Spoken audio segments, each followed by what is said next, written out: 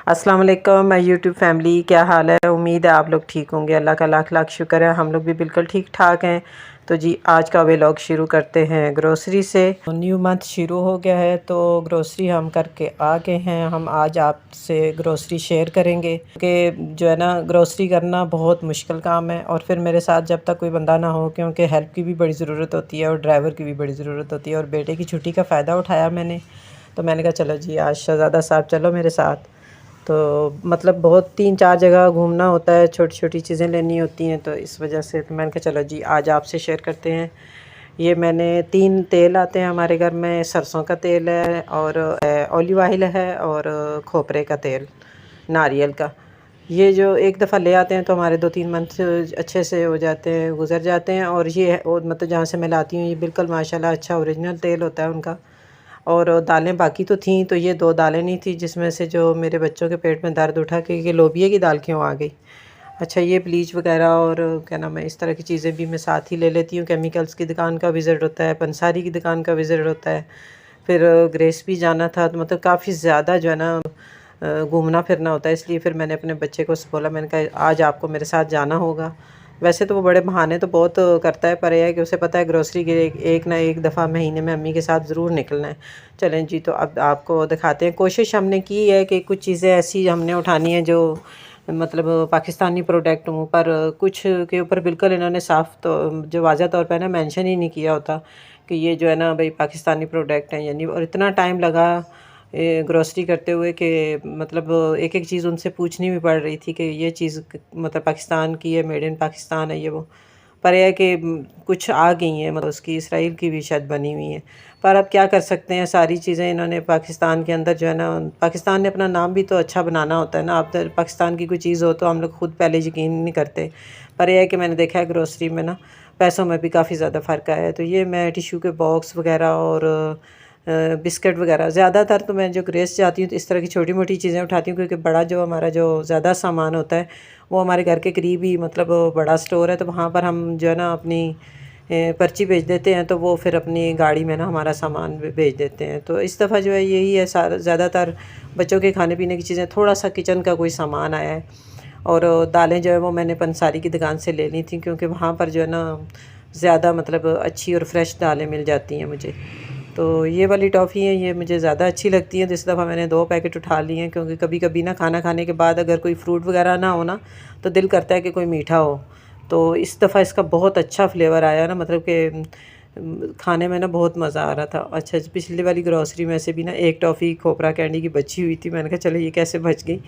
तो ये ना मैं ऐसे खोल के ना इस तरह जार में डाल देती हूँ, ताकि बच्चे को जब भी ज़रूरत हो तो मतलब वो फ़ौरन निकाल लेना। क्योंकि एक दफ़ा ना मैंने ऐसे ही जो है ना ये रैपर ही पूरा खोल के ना, तो जब निकाला उसके बाद रख दिया, जब उठाने लगी तो सारी जो है ना कैबिनेट के अंदर ही गिर गई। तो मैंने कहा इसका हल यही है कि मैं साथ साथ ना इनको समेट भी दूँ। यकीन करें जितना टाइम ग्रोसरी करने में लगता है ना, उससे डबल जो है ना वो सेट करने में लगता है सामान। जहाँ जहाँ की चीज़ें होती हैं वहाँ रखना होता है। और बाकी कुछ जो है ना मैंने उसमें फ़्रोज़न भी ले लिए थे, क्योंकि कभी कभी मेरी दोस्तें या कोई मेहमान जब अचानक आ जाता है ना, तो इस तरह की चीज़ें घर में हों ना, तो फिर यह है कि भागम दौड़ी नहीं करनी पड़ती।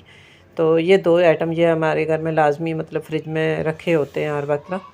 तो ये जो है ना कुछ किचन के आइटम। इस दफ़ा मैंने अपना शैम्पू थोड़ा चेंज किया है। पिछला वाला शैम्पू है उसने मतलब पता नहीं मौसम की चेंजिंग की वजह से वैसे ही बाल वगैरह बहुत ज़्यादा रफ़ हो जाते हैं, और मेरे वैसे भी बहुत रफ़ हैं बाल। तो मैंने कहा चलो इस दफ़ा ये वाला जो है ना, क्योंकि बड़ी वाली बेटी आई थी जब, तो वो लेकर आई तो कहती अम्मी अब इसको यहीं रखो, इसको इस्तेमाल करो, तो मुझे अच्छा लगा उसका रिज़ल्ट। अच्छा, इस दफ़ा सर्फ एक्सेल की जगह ये मैं सनलाइट लेकर आई हूँ। ये 200 रुपये का शायद एक पैकेट है। पर अब देखो इस्तेमाल करेंगे तो पता चलेगा ये कैसा है। पर बाद में पता चला कि ये भी शायद बाहर का ही है। तो वैसे अपनी तरफ से मैंने बड़ी कोशिश की थी, मैंने कहा चलो सर्फ एक्सेल तो चलो बाहर का है, ये नहीं लेना, दूसरा ले लेती हूँ। पर नहीं समझ आती ना, इतना ज़्यादा मतलब वहाँ पर आइटम पड़े होते हैं कि बंदे को या तो घर से ही बंदा सोच समझ के लिख के लेके जाए कि ये कौन सी चीज़ किस तरह की होती है। पर वहाँ गए हैं हम लोग तो उन्होंने भी साफ़ लिखा हुआ था, मतलब जहाँ जहाँ से हम चीज़ें उठा रहे थे ना, तो उन्होंने साफ़ मेड इन पाकिस्तान का भी लिखा हुआ था कि यहाँ से अगर किसी ने उठानी है तो। पर जे किसी को चस्का पड़ जाए जैसे, तो फिर वो ज़रा मुश्किल ही होता है। मैंने उसके बाद जी हमारा शाम के टाइम आ गया, जो बड़ा सौदा था ना वो आ गया। तो उसके साथ फिर ना सबसे बड़ी तो ये मुश्किल होती है, चीनी की जो बोरी है चलती तो है हमारी साल 6 महीने से भी ज़्यादा चलती है, तो इसको डालना जो है ना थोड़ा मुश्किल होता है। तो यहाँ से ये चावल, घी, तेल और पत्ती वगैरह ये और थोड़ा सा और सामान है वो मैंने पहले ही सेट कर लिया था। तो मैंने कहा चलो, बाद में याद आया कि यूट्यूब फैमिली के साथ ये बड़ा वाला सौदा तो शेयर ही नहीं किया। अब ना इस दफ़ा यहाँ से भी मुझे थोड़ा सा ना निकालना पड़ेगा बाल्टियाँ वगैरह सारी बार ना, क्योंकि चावल भी डालने हैं। आटा तो मेरा अभी नहीं आया। आटा हमारा जो है ना चक्की का आटा इस्तेमाल होता है। आप लोग भी कोशिश किया करें कि चक्की का आटा इस्तेमाल किया करें, क्योंकि वाइट आटा जो है ना कोई फ़ायदा नहीं होता उसका, ना ही कोई खुराक हो, उल्टा जो है ना मैदा ही ख़राब करता है। और उसके अंदर से फ़ाइन मतलब पहले मैदा और सूजी सब कुछ निकालने के बाद जो बचता है वो हमें दे देते हैं। ये मैंने पहले बाल्टी जो है ना मतलब आपको दिखा दिया कि ये बिल्कुल खाली है। इसकी जो पुरानी चीनी थी वो सारी मैंने निकाल के इसको साफ़ सुथरा करके रेडी की हुई थी।